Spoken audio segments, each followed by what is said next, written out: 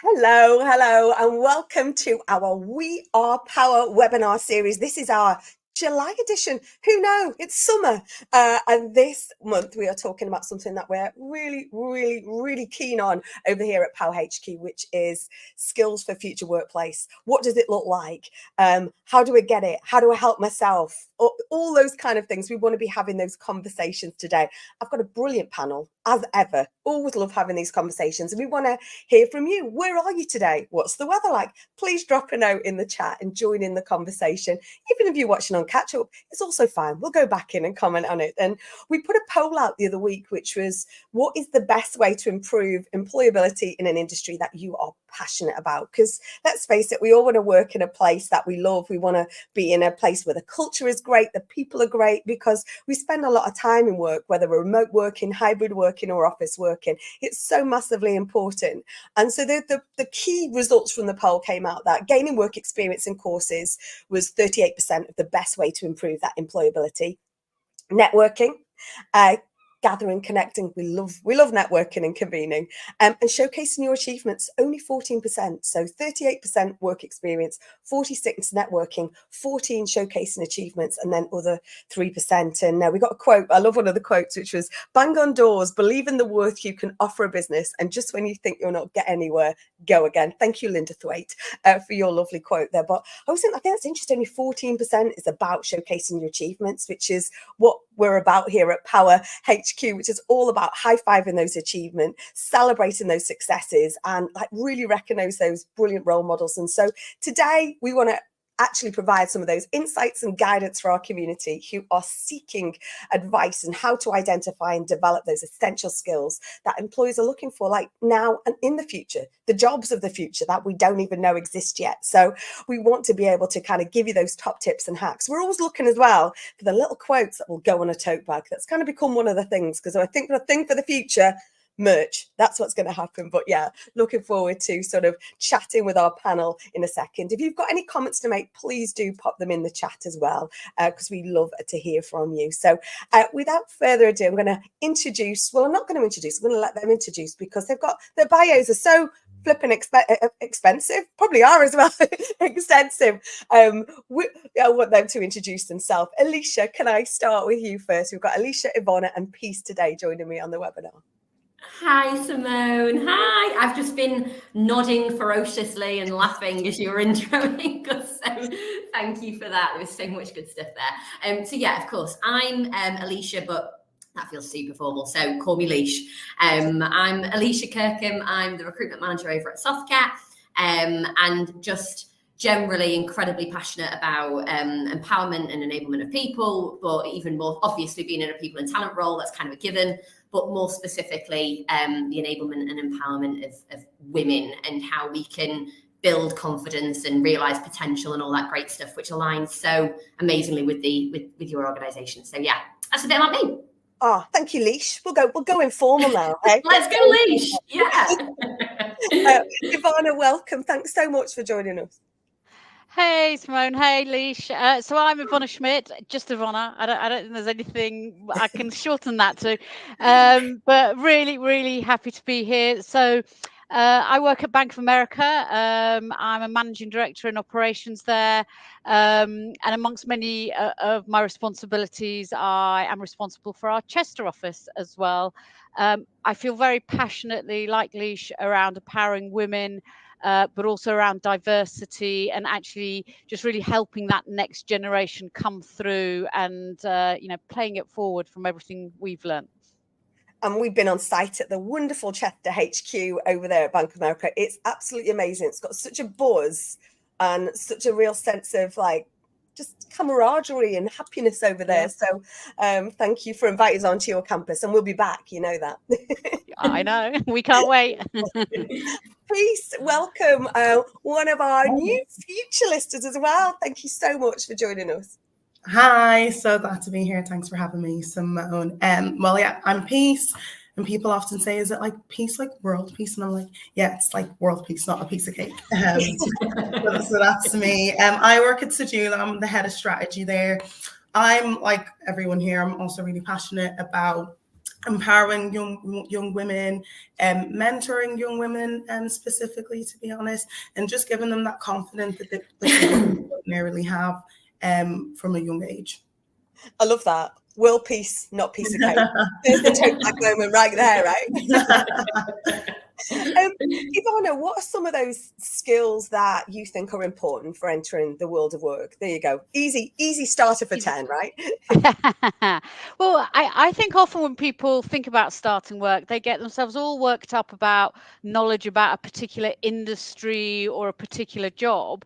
But actually, what we're really looking for is people with passion, people with curiosity, people who want to learn, look at things differently, challenge things, strategic thinkers. So really the skill sets is about thinking, finding out around what's going on in the world, listening to the news, and then having the belief and faith in yourself to go out there and ask the questions. There is no such thing in my mind as a silly question, because every question can bring some new insights.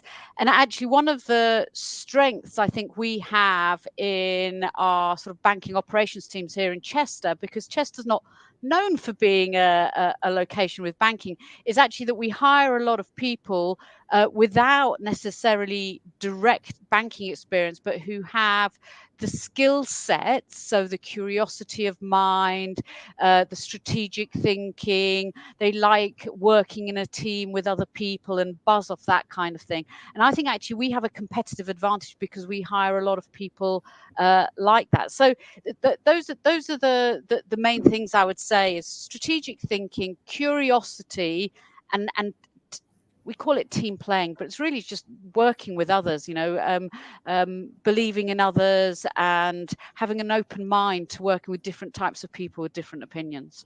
And I love that, because I think sometimes you think, oh gosh, can I really do that? Can I work? Can I do what I love? And I think when we do a lot of our sort of speed mentoring through our power ups, and that's always one of my words is be curious. No such thing as the daft question. Be curious. It's about you.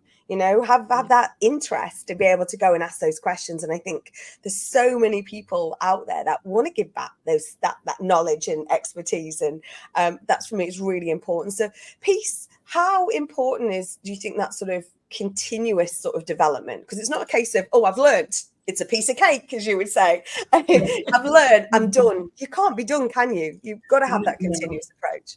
Yeah, so I think this is something that's really important. There's never, no matter how old you are or how experienced you are, you're never going to know everything. And nowadays, with the progression of tech, it's like we're now competing not only with people, but we're also competing with tech and AI, and that's advancing every day. So it's super important to continuously develop, have that growth mindset, because you need to know that although you might be great at your job, there's no way that you're going to know everything. So having that continuous learning and development just ensures that you're not going to be left behind. And I think it's interesting, actually, and I want to come back later on because everyone's talking about AI and tech.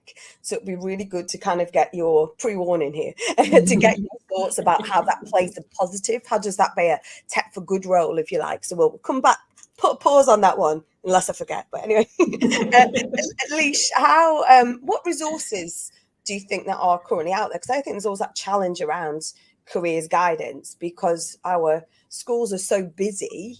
Then how can that sort of system doesn't seem to, I don't think it was there when I was many years ago, and I'm not convinced it's there. So where can you find those resources and support to help our early stage talent, if you like, get more job ready? Yeah, of course. So we are in the best possible position, and the best position we've ever been in my career history, for people out there to be able to go and get information, build relationships, be able to sort of build out their skill set and gain that career insight when they are taking that step into the working world. So going back to your point there, Simone, I do think those kind of the career guidances that were available to us coming up through, whether it be high school, college, even university, it is a little bit more archaic now. And even though I do know students are still very much using those services, and they definitely still play a role, there is so much out there where you can self-serve a bit more effectively. So LinkedIn obviously is a massive one. There is so much resource out there on LinkedIn to be able to go and upskill yourself, gain some knowledge around whatever industry you feel could be relevant or interesting to you. Or if you have no idea what you want to do, there is so much resource out there about how to establish what you want to do or gain a better idea.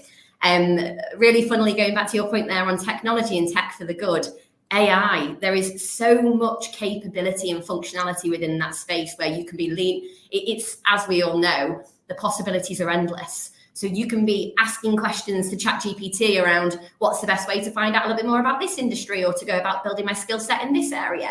So we really need to be, as we move forward, leaning into that tech for good piece, because the way that we approach our careers and the way that the next generation is going to approach their careers is really in a real transformational state right now. And I think if we continue to lean on those, or lean solely, should I say, on those slightly more outdated, potentially archaic facilities, like we said, careers, functions, etc. And as I said, they do play a place. But I do think there is much more we can be utilising and people should be utilising moving forward. So the long and short of it is, I really do believe the possibilities are endless now when it comes to upskilling yourself and learning more about different industries. So it's the best possible position people can be in. And one of the reasons, I go back to that statistic that I talked from the poll, which was like sort of showcasing your achievements, 14%, gain work experience courses, 38, networking, 46. One of the reasons, and this is a shameless plug, but one of the reasons we built a digital hub or digital platform, we are Power.net, is to kind of create the visibility of those individuals. You know, what does a digital strategist look like? What does a head of recruitment in a software or a business look like? What does it? You think of Bank of America, you just think, if you don't know, you're thinking, oh, I'll go there to get a mortgage or count pennies kind of thing. And it's so beyond that, everything, you know. So one of the reasons we created the We Are Power.net hub was so that people could self-serve. But there's still a lot of work to be done. You talked before, Ivana, about belief.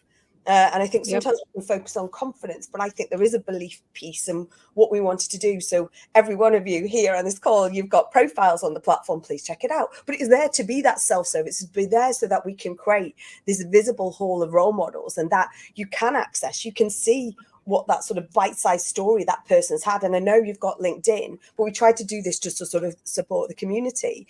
And what struck me, Ivana, when I came over to Chester, I think I might have said it to yourself or to Laura on the way out, it was quite, I didn't expect there to be as many young people there. I don't know what I expected, but it was such a hub of like, and I'm like, wow. So I suppose two questions, isn't it? What have you done to do that? Because you've obviously created an environment where young people can come through and thrive and then go on to the next step. But how have you done that? And how could companies do better to support young people at the start of their careers? Yeah, two big questions there, I think. So one, I'll start the one with maybe what we've done, and then sort of the more broader question. So one, we have some very specific programs where we really try and attract young people, but we also have a real belief that so diversity to us is not just whether male, female, or race diversity. It's actually different ways of thinking. And so actually intergenerational diversity is really important to us as well, because actually the different approach of someone brought up in the last 20 years versus brought up in the last 50 years and how we've lived, what we've experienced, and how we approach things is really important. But what we've tried to do is listen to what young people are telling us about what they want from roles. We've listened to what our current employees talk about, how they want to interact with people. But then we've also really looked at how we communicate what we do to the demographic that we're trying to attract, or generally to external to ourselves. So if I think the way what might attract me to a job may be very different to what might attract a 20-year-old from a less privileged area somewhere near our offices. So we can't just assume that one size fits all, and I think that's where we've been successful. We don't just sort of go out there with one job spec And then going back to that earlier question, so it all links in, Simone, is the skills. We're not looking for people with 15 years experience doing X. We're looking for people with a skill set who will bring something new, who will bring curiosity, who will bring energy. And actually, then you bring in 2 or 3 people, they enjoy that place of work, and the word spreads. I think we live in a world, be it social media or otherwise, where the word spreads more effectively almost from person to person than it does through some big marketing campaign. So I think a lot of that has been the initial focus, and then that sort of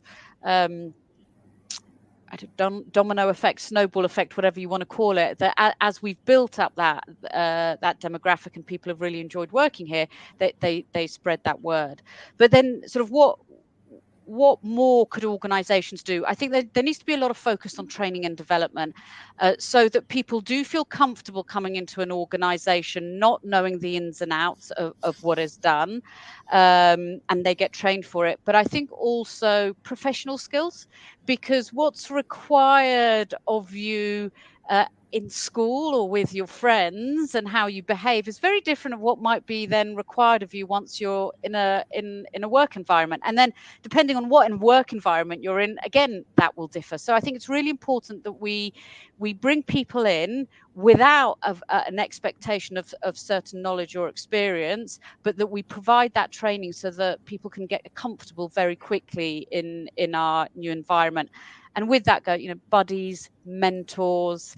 I think, when we're talking about how do people reach out and find out what they need and what's out there. I mean, mentoring and network is the biggest thing, I think, right? And I think most companies now do outreach mentoring programs. There are so many charities that do it. You're doing it with We Are Power, Simone. And it's just that forming those connections, listening to people who have done it before. You might not do what they did, but it's all just knowledge that people can sort of bring up. And then, but lastly, I would say I think the big change I would say in my years in working that I think the employers really need to focus on is, we call it different things, work-life balance, well-being, but actually work is work, life is life. The two need to be balanced, and you will only be happy and give your all at work if actually you have the ability to also be happy and give your all outside of work. So as employers, we really need to make sure that we find that right balance to attract the best people and to create the best roles as well. And it does blur, and I think, like you say, what you call it, work-life balance. Somebody the other week on one of the sessions that we did, we talked about the harmony of it, and sometimes it's probably a bit of out of tune. I think my husband would probably say it's a bit off this month, Simone. But there's an element of it. It is like sometimes a pendulum, isn't it? But it's hard. It is hard to separate. But actually, if you're in a place that you enjoy, it's okay for it to be a tiny bit blurred. You mentioned networking, Ivana, and peace. Because when we met first time properly outside of the awards was at the celebration event for the awards this year, and you came along, and it was great because there was this like little posse, like previous feature listers, current years, and I love that. I always love that kind of on networking. I love the sort of how that grows and the different backgrounds that come together. So, but equally, is it hard? Is networking hard when you're starting out? How does it not just feel like, I know it's gone are the days of, well, probably they're not, are they, of someone flinging a business card at you, or you've got a Danish pastry in one hand and a cup of mug of tea in the other. Was it hard for you starting out networking? Is it hard? I think it depends. If you want to do networking the right way, then I'd say, yeah, it's probably hard when you're starting out. But I'm not going to lie. When I started and I was networking, I was just like, right, which networking event will I go to? Is there free food? Is there free drink? I'm going to get a group of my friends, and that's where we're going. And I wouldn't network really. I was just there for a good time, and I was there with my workmates. And I wouldn't mingle with anyone, but I had a great time. And that isn't networking, but I didn't understand the power of networking and how to actually network until I joined JCI, which is a professional networking group. And I go to networking events now without anyone, not knowing anyone. And I think that's when the true networking actually starts, because then you're forced to speak to someone. You're not stuck in your little bubble. So I do think it is really important, especially when you're starting out, just to grow your network, because you don't know who you might need in the future. And now every time I meet someone, I'm like, oh my God, it'd be great if you could talk to this person, I'll link you in, like connect. And you truly don't see the benefits until you put yourself out there. You might be the person that someone needed to speak to that day and you just didn't know. And it might not happen in a week or 6 weeks or 6 months, but further down the line, you might remember and be like, oh yeah, I met a solicitor that time that specializes in this. Let me find them on LinkedIn. Let me drop them a message. Let me see how I can help them or how they can help me. And that's just the power of networking. And that's why I think it's so important. And I think when you're starting out, you probably don't realize it yet, but just by doing something simple like that, attending networking events, it could just benefit you massively without you knowing. And for me, it's probably better to reach out to my network than for me to Google, say, if I was looking for a solicitor and just search solicitors near me. It's much beneficial knowing someone that you've already spoke to. But I do understand that when you're starting out, it is difficult to put yourself out there. So I would, for any tips, I would say if you don't want to go on your own, it's fine to go with a friend, but maybe between the two of you can even do, right, I'm going to meet 2 people, don't speak to me for 10 minutes. And like, let's on purpose not talk to me to see who else we can link with.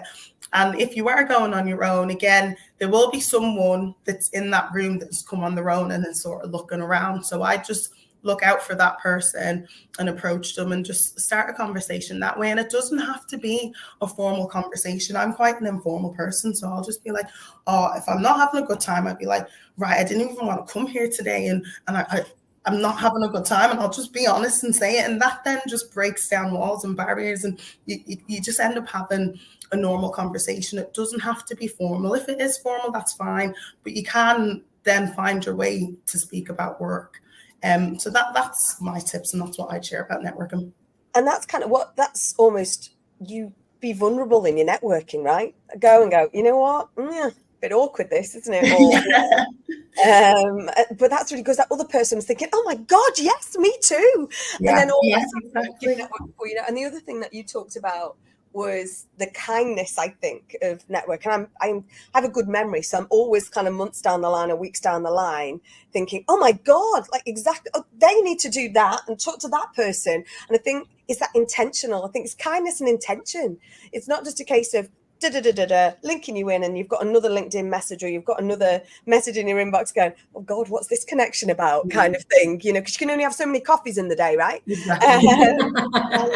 There's something about that kindness. I think that not just going and flinging cards around for the sake of it, but that really thoughtful, I think, piece is your piece. I think that it is really important, because it can be that, we started thinking as well recently about having quieter spaces within networking, even the awards, which we'd not really thought about before. You're always trying to make constant adjustments, but people want to be there, but actually that's too overwhelming because there's a DJ playing and it's too noisy. Yeah. Or actually, can we find quiet spaces? So I think it's, as people who put events on as well, I think there's a responsibility the other side to make it welcome for all, and then that will help sort of tackle some of those. If someone isn't having a good experience or whatever, you can maybe, we talked, the last webinar we did was about introverted leaders, and who knew some of the people on my panel. I'm like, really? Didn't realize that, you know. So I think we've got to constantly keep thinking, haven't we, in evolving and innovating how we sort of networking. And we talked about sort of that belief and sort of self-doubt, but Leash, how can people at the start of their career, or even in that little bit in the middle where they've suddenly done this and then they go, oh gosh, still a bit lost of what we're going to do, how can we help them tackle that sort of self-doubt or self-belief, you know, when they're trying to do new stuff? Yeah, I think the answer is probably twofold. I think if we're talking about people right at the beginning of their career, I think there's definitely a piece there around being very realistic and honest with yourself about the fact that that is how everybody feels.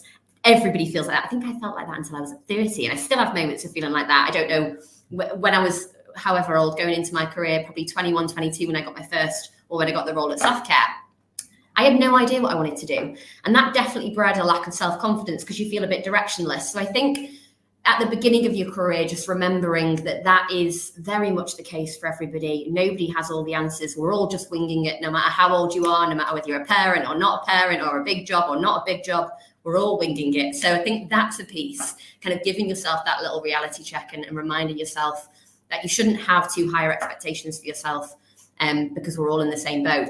But then in terms of further into the career journey and how do we support people, or how do people get out of that sort of period of self-doubt or lack of confidence, I think it goes back to your point, Simone, around vulnerability and connection. So I was actually having a conversation with somebody yesterday around a number of different topics, but we got to the end of it and I said, if you look at everything we've talked about, every bit of it is rooted in connection is the answer and communication is the answer.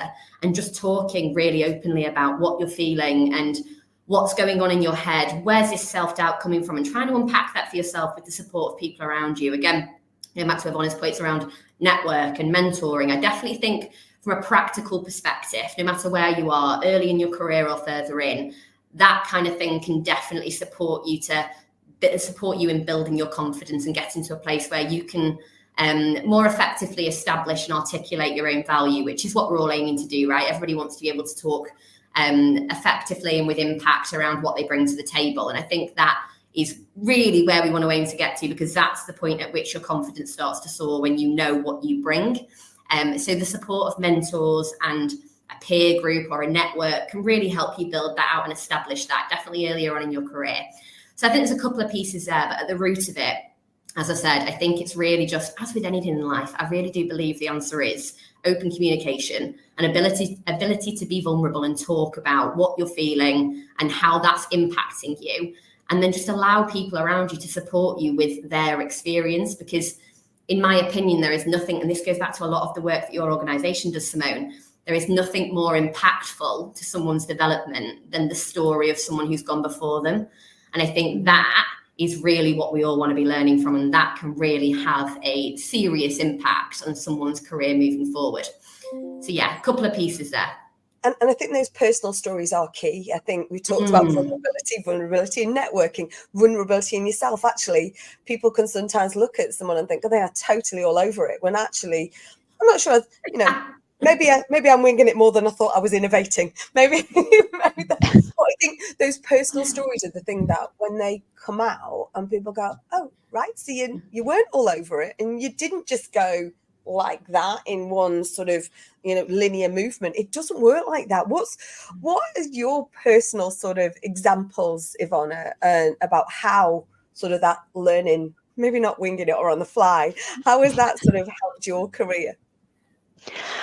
Gosh, yeah. I mean, well, first of all, I agree that your career trajectory isn't just this great line that just continues straight. I always say it's like a wibbly wobbly line, and there are flat bits and there are bits where the graph goes down and then it goes back up again. But that's all good, and you learn from the where you succeed, and you learn from the bits where maybe you've taken a slightly different turn. I would say probably the two things. One was confidence, I think, and confidence in yourself. And I really resonated what Leisha was saying there around if you hear that someone else is feeling very similar to you, then that in itself will give you the confidence. You're not the only one that feels you don't belong, or you don't have the skills, or will you make it, or are you just winging it, and all of that imposter stuff.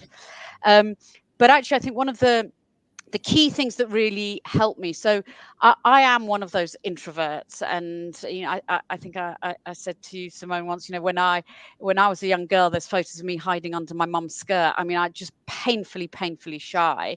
Now I will quite comfortably speak to big rooms of hundreds, if not thousands of people, and actually I really focused on my communication skills and on my presenting skills, and almost creating that ability to present myself, what I'm about, what I'm thinking, what's going on in that head that I think is good, and then later in my career, what my team is doing and what they're achieving.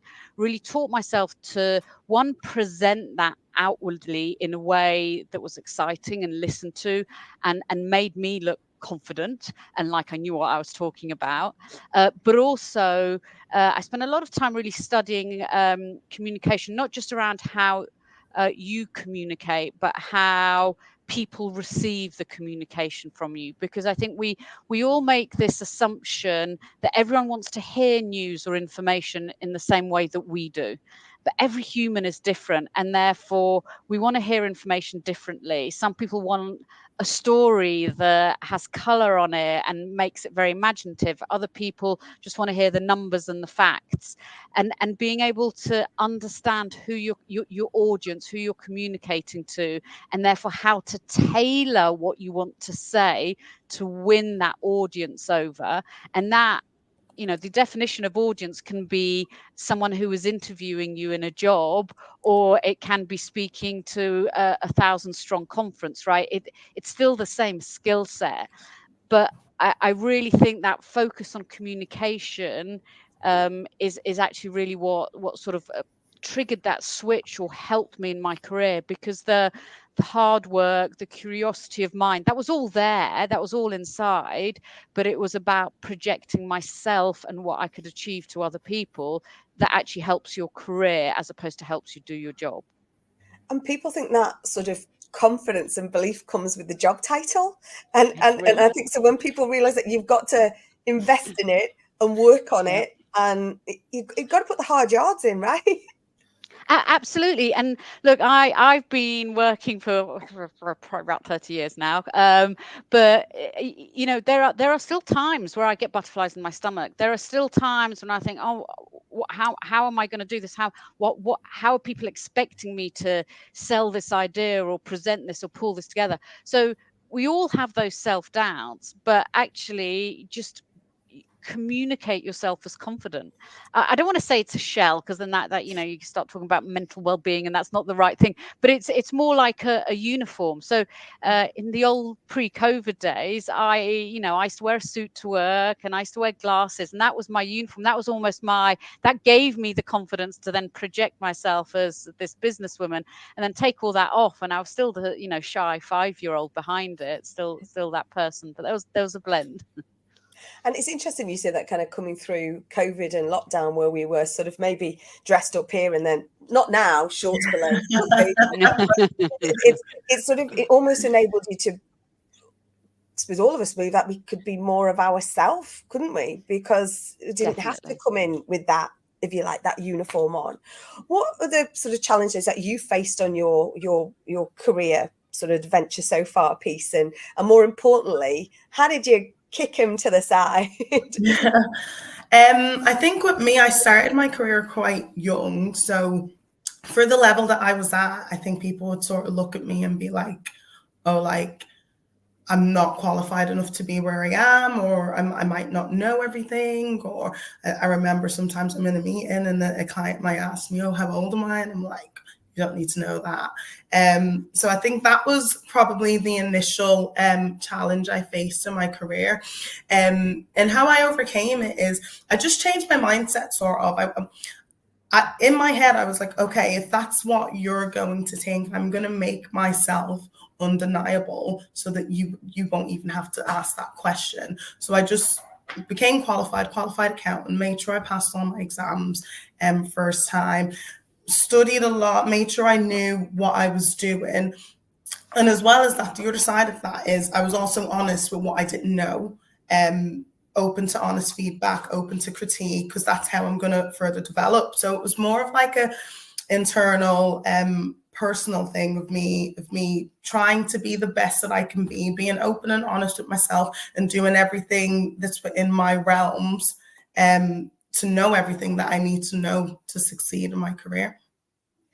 And I think it's interesting, isn't it? You talk about age. It's almost like, well, what does it matter?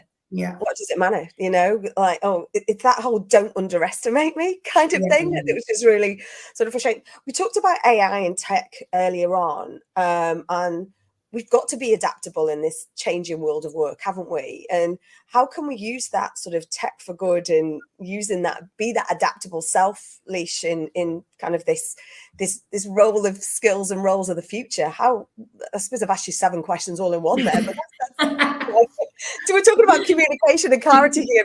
I'm not acing that, am I? So I think the question, as it says on the screen, how important is it to be adaptable in today's world?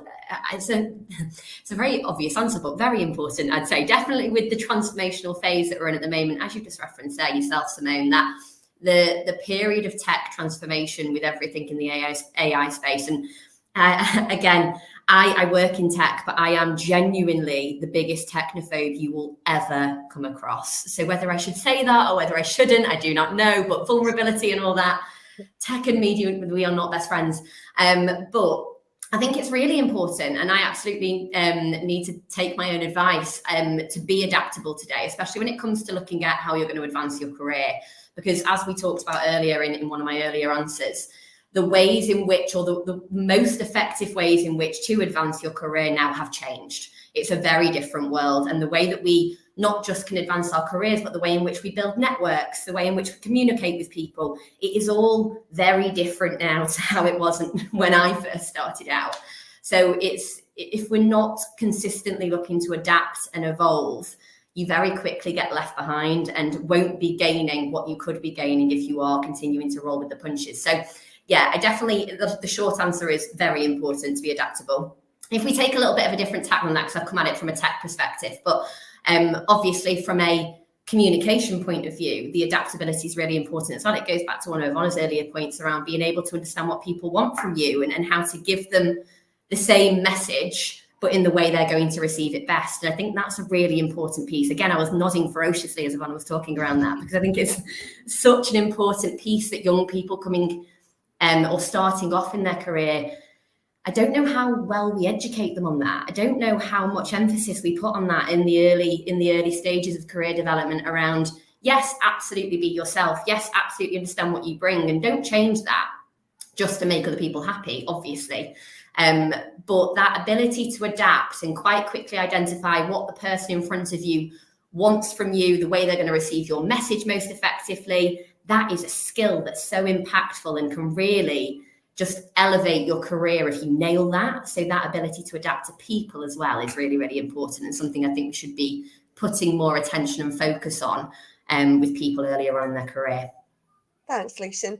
Ivana, what we always want to give people sort of the top tips and sort of hacks, if you like. So how can we hack our job hunting? How can we increase that opportunity for getting the job, or the job on the path to the next job, or whatever it may be? What's the top tips? Top tips. So firstly, I would say don't sort of cut yourself off from applying for certain jobs because it says on there you require certain skills or experience that you don't think you have. So if it sounds interesting, go for it is the first thing I would say. And then actually there's a number of things that we've already talked about, because network. So actually, if you do want to know what roles are out there, whether they'd suit you, it's knowing people in those industries or in those companies or doing similar roles is actually a great way, one, to find out about potential opportunities, but two, to actually get your knowledge up around those opportunities as well. I think once you sort of get that sort of interview or get yourself in there, I think what a lot of certainly at the beginning of the career, I think a lot of the mistake that people make is they try and be the person they think the employer wants, as opposed to just being themselves. And you're never going to be your best self if you're acting or trying to be something else. So be yourself, right? That you will put your best skills forward if you do that.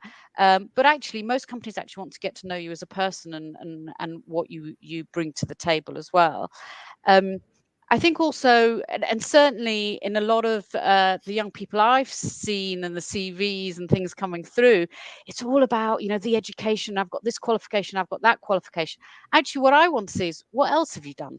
Right. So what have you shown initiative around? And it might be organizing your friends to do some charity work, but that's showing leadership skills, that's showing motivational skills, that's showing ingenuity, etc. So I had a young mentee, and he was very despondent because he didn't have any internships on his CV. And I said, well, tell me what else you did. And it turned out he'd traveled with a charity and set up a whole school in a third world country and taught there in the summer. And I was like, what do you want an internship for on your CV? But this wasn't on his CV because he just didn't think that was relevant to finding a job. So I think it's that who you are and your skills don't have to, the skills you talk about and put down on your resume do not have to be linked to a sort of stereotypical job. They're about you, what you achieve, how you think, what you do. And then lastly, I'd say perseverance and persistence. Keep going. And just because someone says no to you, it doesn't mean you're not very good. It doesn't mean you're worthless. It doesn't mean you're never going to find a job. It just means you didn't get that job. And actually, maybe that wasn't the job for you, and you will get something else. But it does require perseverance. Shake yourself off, do some exercise, go out with your friends, whatever gets that tension and anger and stress out, and then get back on the bike and keep going, because there will be something out there for you. And do you know what? That takes me back to the quote that was in the LinkedIn poll, that when we put that out a few weeks ago, which was from Linda, which was bang on doors, believe in your work, you can offer a business. And just when you think you're not getting anywhere, go again. I love that. I just love that whole. And Peace, you've had, again, I think I've talked before about, it's felt like squiggly careers, isn't there? There is not that one sort of straight path, but you've had a rather unconventional career path. How have you kind of navigated your adventure, and what are the top tips that you would pass on along the way? Yes, so my career, I think like most people, I was like, right, I want to be a model, I want to be an actress. Actually, I wanted to be a hacker at some stage. So I was like, should I do computer science so I can hack people? Don't know what was wrong with me. Then I was like, I want to be a psychologist. And then I was like, I want to be a teacher.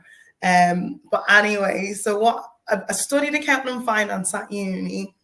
While I was at uni, I was working for Carillion, a massive construction company. Really liked working there. And I ended up nearly changing careers and going down the quantity surveying route, because I really enjoyed working in that sector. I loved everyone I worked with. But then, unfortunately, they went into liquidation. So I did get offered like another contract in Derby, but I was like, right, I'm at crossroads here. Should I do quantity surveying, which I didn't even know what it was until I got the job, or should I give accounting and finance an actual go and do what I done my degree in? So that's when I decided, right, I'll give accounting a try, because at least I've studied it. I know what quantity surveying is. I can always sort of go back to it if I wanted. And then that's how accounting and finance found me. And I kind of went from industry to practice. I actually got the job that I work in an unconventional way as well. I wasn't having a good time at one of the firms I was working at.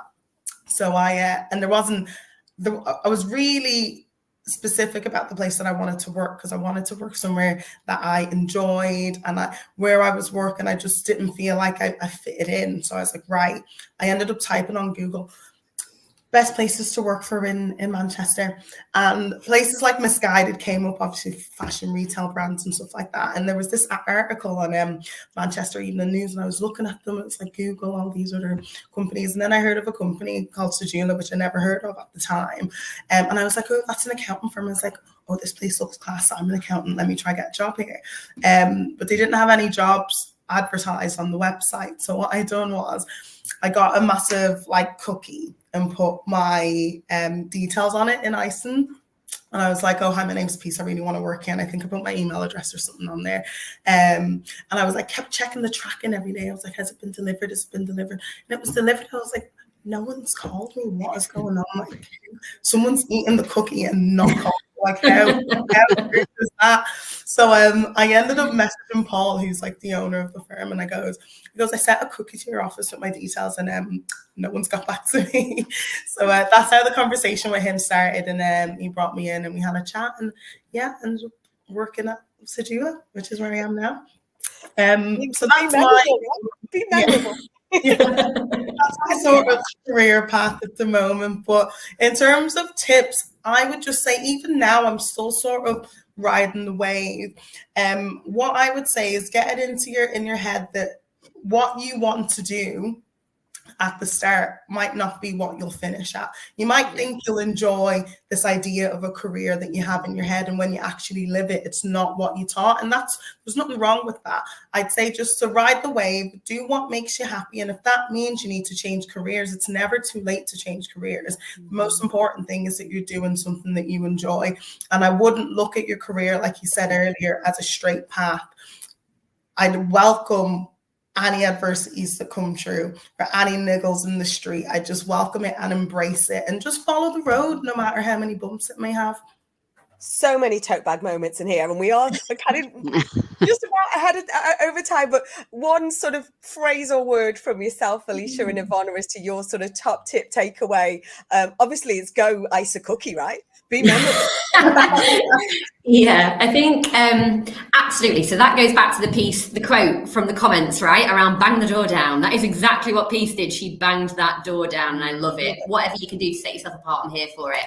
But I think just to drag together my final top tip, it'd be remember, even when you are that early on in your career, remember the power that you have in the situation. Remember that I think the power dynamic can become so skewed. It can become very much about, are they going to want me? And it's reminding yourself consistently that the way that you are going to have the best start to your career is by thinking very strategically and carefully about what do you want from an employer? What do you want from an organization?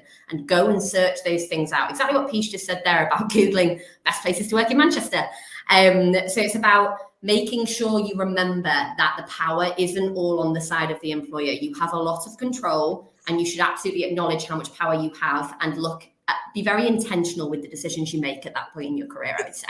Two-way street, isn't it? Ivana, final word for you.